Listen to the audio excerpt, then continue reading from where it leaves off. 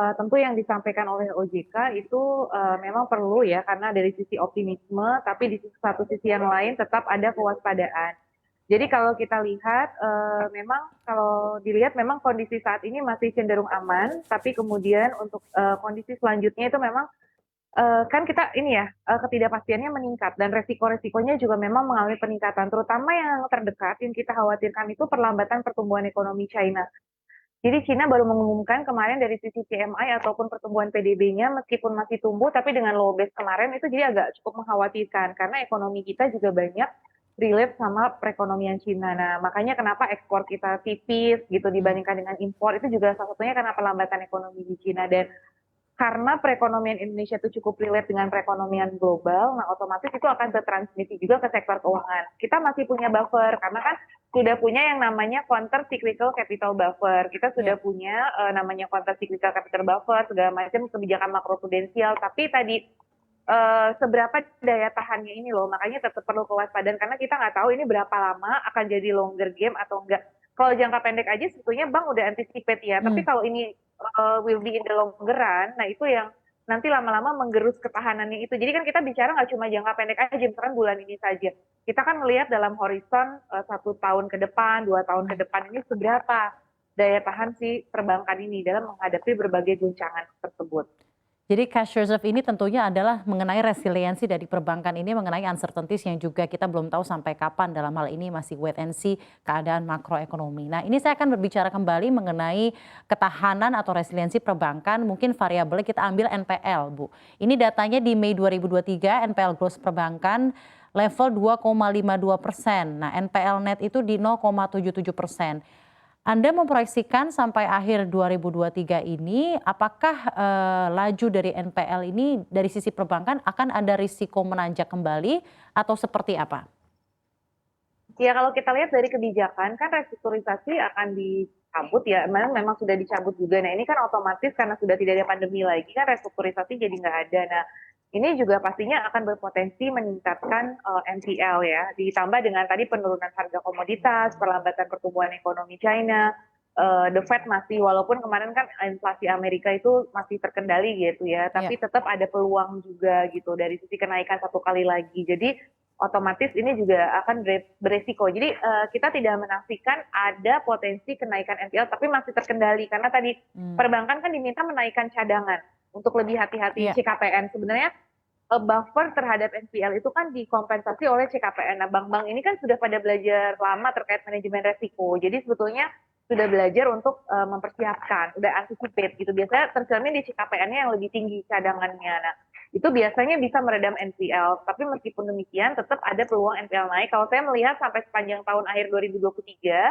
itu kemungkinan NPL itu bisa mengalami kenaikan ke 2,6 sampai 2,7%, tapi masih di bawah 3% ya. Kalau Hmm. saya melihat, jadi kita masih bisa mengenai, meskipun tadi restrunya juga, karena kan OJK sebetulnya akan restrunya lebih selektif, bukan berarti nggak ada sama Ya. sekali, tapi restrunya lebih selektif kepada sektor-sektor yang mungkin lebih fragile terhadap guncangan yang terjadi saat ini. Jadi Specifically sektor-sektor apa uh, saja ya, Bu?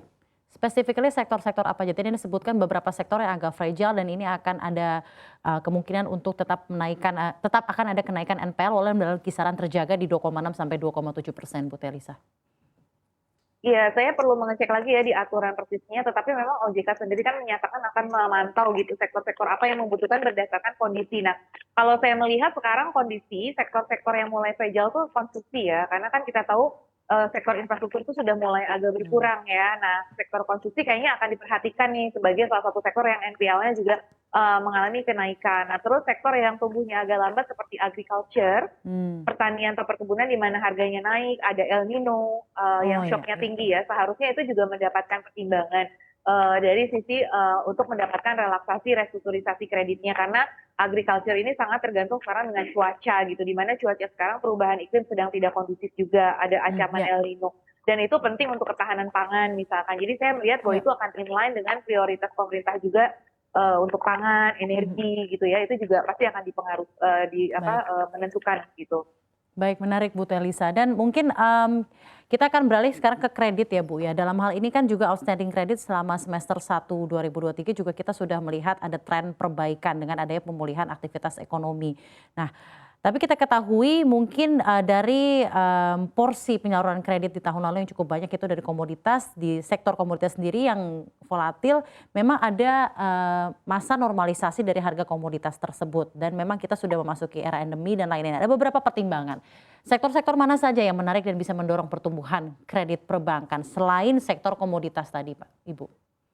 Ya, kalau kita lihat kan sekarang tuh ekonomi Indonesia sangat dipengaruhi oleh mobility ya. Jadi karena revenge for holiday, kemarin kan kita dengan PPKM dan sebagainya, kalau kita lihat dari data pertumbuhan ekonomi yang tumbuh pesat itu adalah sektor-sektor yang terkait dengan mobilitas. Nah, seperti transportasi dan akomodasi itu memang juga kreditnya juga mengalami peningkatan. Kemudian seiring dengan hilirisasi nikel, sektor pertambangan itu juga kreditnya juga meningkat cukup pesat. Meskipun bulan kemarin sempat agak turun, tapi secara tren overall dia Ya. mengalami kenaikan di sektor pertambangan dan penggalian. Jadi dan juga di sektor industri karena sekarang kan hilirisasi tema dari pemerintah. Nah, seharusnya itu juga tercermin ya Ya. dari dukungan kepada sektor kredit. Nah, selama ini sektor industri itu kurang mendapatkan perhatian dari perbankan. Nah, seharusnya nanti dengan industri manufaktur yang semakin berkembang, industri pengolahan kita adalah masa depan Indonesia. Nah, perbankan juga harusnya support sih ke sektor industri manufaktur. Jadi tadi kesimpulannya transportation and accommodation yang relate sama mobility. Sekarang kan banyak event-event, pariwisata dan lain Ya. sebagainya itu juga semakin terdongkrak. Indonesia terus berusaha promote juga, ada momentum keketuaan ASEAN. Harusnya transportasi akomodasi juga terus disupport. Industri pengolahan, ya, dan tentunya industri yang mensupport tadi ketahanan pangan dan energi. Serta juga industri-industri yang Mobilitas. terkait dengan ekonomi jauh. Ya, Berarti mobilitas, sektor-sektor tadi yang bergantung dengan mobilitas, mobilitas, ketahanan pangan dan energi nih ya Bu ya yang dalam ya, yang ketahanan pangan yang dan kira-kira energi. prospektif ya Bu ya dalam hal penyaluran kredit ini Ya, dan sampai serta akhir sektor tahun. terkait hilirisasi juga ya, karena kan Ya, pemerintah banyak tentunya. memberikan insentif untuk hilirisasi Ya. pangan, hilirisasi energi, macam-macam lah. Pokoknya sektor yang relate sama hilirisasi dan green economy itu juga seharusnya menjadi prioritas ya, kayak Ya. daur ulang limbah, itu juga menarik tuh kalau kita lihat growth-nya makin naik meskipun Iya, masih kecil share-nya, significantly ya Bu tapi ya. growth-nya ya, Ya. significantly mengalami peningkatan Ya, gitu. hilirisasi dan green economy juga menarik ya Bu ya dalam hal ini dan